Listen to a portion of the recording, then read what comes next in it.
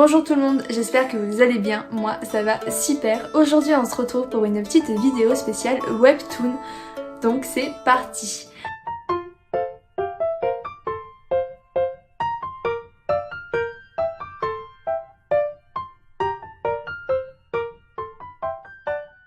Donc nous allons parler d'un sujet qui en ce moment est quand même de plus en plus évolutif, c'est les webtoons.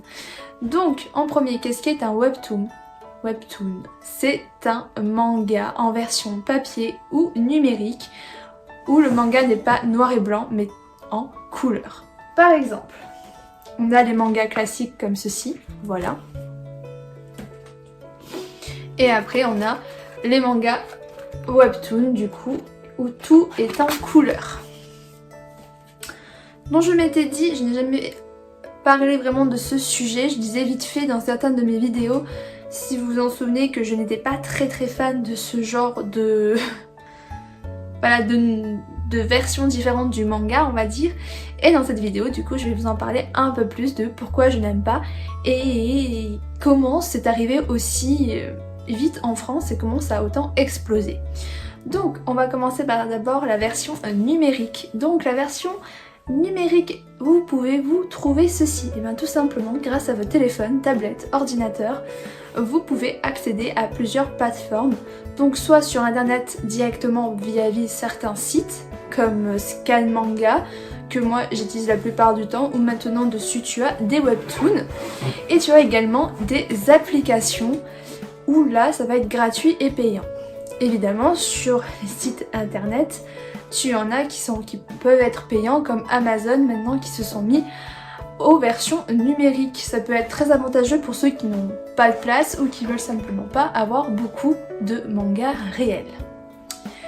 Pour du coup applications, c'est surtout sur les tablettes et mobiles qu'on peut les avoir. Donc Android, iPhone, tout est compatible.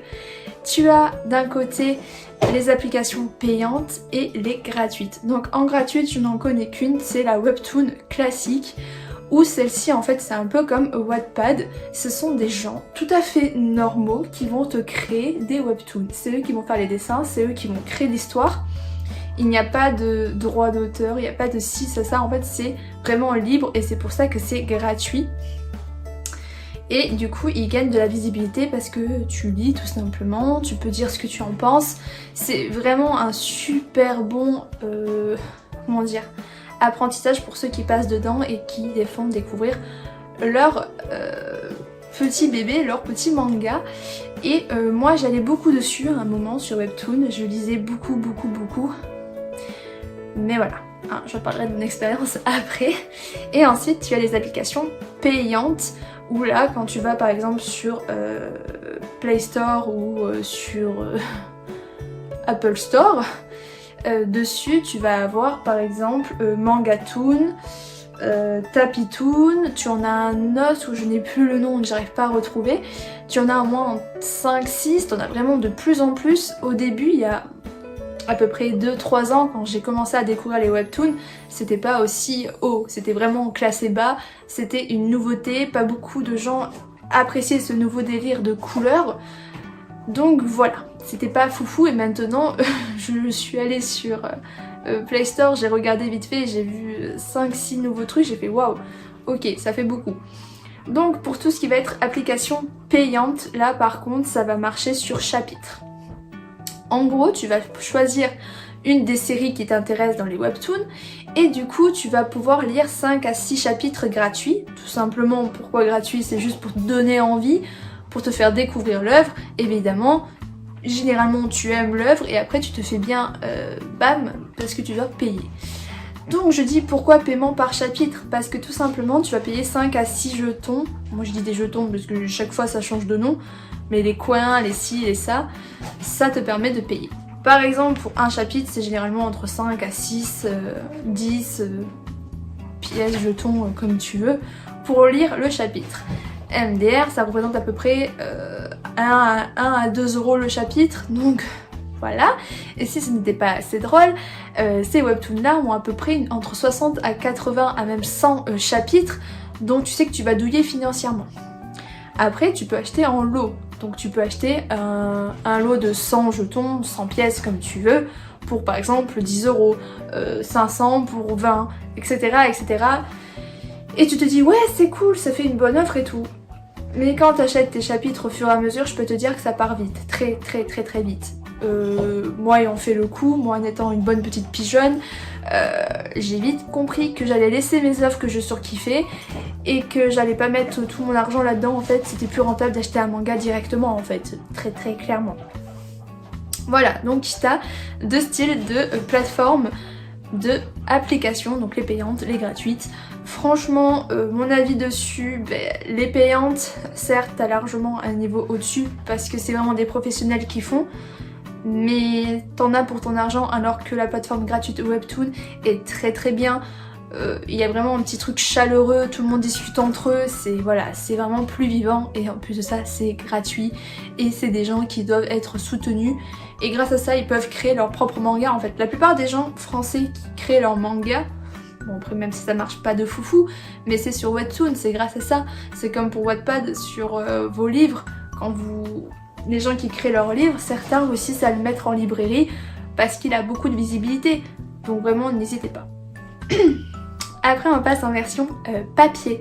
Donc la version papier, donc vous pouvez acheter en librairie, vous pouvez acheter dans des magasins spécialisés dans les mangas, dans tout ce qui est japonais, dans toutes les boutiques d'occasion, voilà, après partout vous pouvez en trouver, et sur internet c'est partout également, voilà, très très très clairement tu en as partout des webtoons. La version papier, je n'ai jamais voulu tester jusqu'à que je découvre le seul webtoon que je possède, que j'ai déjà présenté, c'est Qu'est-ce qui cloche chez ma secrétaire Kim. C'est très clairement le seul webtoon qui me plaît à l'heure actuelle. Pourquoi? Tout simplement parce que j'aime pas déjà de base le toucher des pages. Je n'ai pas cette sensation de papier réel, le grain du papier, l'odeur du papier, bref, ça je n'ai pas, du coup je ne supporte pas. Le fait ensuite du grand format, je suis pas fan non plus des gros livres, je préfère mes mangas format classique. Voilà, ensuite un autre détail que j'aime pas, c'est le fait que ce soit en couleur de A à Z. J'aime bien quand dans un manga, comme par exemple l'édition de Sailor Moon, où tu as quelques pages en couleur, ok, no soucis, mais quand c'est un manga tout en couleur, pour moi ce n'est plus un manga, c'est une BD ou un comics. Il y a ça aussi. Ensuite pour moi un manga c'est noir et blanc, donc c'est pour ça aussi que je n'arrive pas trop à me faire à l'idée de voir un manga en couleur. Ensuite, les autres webtoons qui sont sortis comme Bâtard, Solo Leveling, True Beauty, t'as le truc de la tour des dieux, la Tower of Good, ou je sais plus le nom. Voilà, c'est à peu près tous les webtoons qui sont sortis. Bon, après je les connais pas tous, mais ils ne me plaisent pas car les dessins pour moi sont horribles, la couleur pas assez jolie, la cover me donne pas envie. Voilà. Ensuite, ce que j'aime pas non plus, c'est le prix. Faut savoir qu'un manga comme ça coûte 15 € et que ça peut aller jusqu'à 20 € un webtoon. C'est généralement à partir de 10 à 15 à 20 € un webtoon. C'est extrêmement cher. Et voilà. Donc vous dites, mais pourquoi t'en as acheté un quand même alors que tu n'aimes pas? Oui, ben j'explique. Celui-ci, comme je l'avais dit dans mes vidéos à chaque fois que j'achète un tome, pour l'instant il n'y a que 2 tomes sortis, je surkiffe ce drama. Parce que de base ça vient d'un drama, comme pour True Beauty qui était aussi adapté d'un drama. C'est pour ça tout simplement que je l'ai acheté. Parce que je connais l'histoire, je sais que ça vaut le coup, que c'est un drama qui m'a hyper plu, vraiment ça m'a hyper touchée, j'ai surkiffé ce drama. Et n'hésitez pas d'ailleurs à me dire en commentaire si vous voulez une vidéo sur les dramas, qu'est-ce que c'est, etc. etc. Hein, voilà. Mais sinon, pour venir sur ce petit bébé, j'aime beaucoup. Donc sachez quand même qu'avant que je l'achète, je l'ai quand même feuilleté en librairie. Hein, je me suis dit, allez on va regarder, voir si quand même les dessins me plaisent. Et franchement, les dessins sont canons. La couleur, canon. Franchement, c'est bien amené, c'est joli. La cover est juste sublime. Surtout que la cover du tome 2, c'est une autre couleur. Donc on peut la percevoir juste ici. Elle est orange jaune, c'est super beau. Du coup, ça fait un dégradé de couleur. La cover du tome 3, je crois qu'elle est bleue. Bref, c'est super beau et j'apprécie beaucoup. Après, il faut savoir aussi les maisons d'édition. Il y en a quand même de plus en plus qui se lancent dans les webtoons et ça c'est super intéressant et c'est très très bien d'amener de nouveaux disponibilités de titres, on va dire. Donc voilà, donc pourquoi pas me tenter par d'autres webtoons. Quand il y en aura un autre qui sortira qui m'intéressera dans tous les points que je viens de vous citer là, je le prendrai évidemment.